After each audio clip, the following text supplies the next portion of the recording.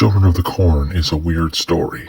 At the outset, we're supposed to think it's about Bert and Vicky, a couple on a trip in a desperate attempt to save their failing marriage. But it's not really their story. In a lot of stories, particularly in horror, we see a moment where the protagonist makes one final mistake and seals their fate, and can only then go forward into their doom. In Children of the Corn, it seems that Bert and Vicky made that last mistake and slipped onto the path of no return sometime before the story began. These events feel weirdly inevitable. I absolutely do not like Bart. He seems stubborn and selfish and stupid. What happens in this story seems entirely his fault.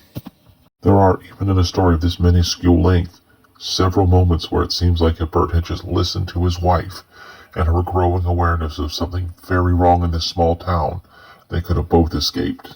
It seems like if he hadn't taken her car keys away from her, she could have at least saved herself or even used the car to somehow rescue him.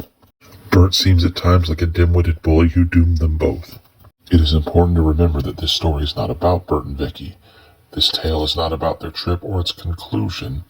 They are not the protagonists. They are the sacrifices to the story itself, so that the true story of this dead town and these mad children and their murderous faith and the degenerate, horrible creature that lives in the corn can be told.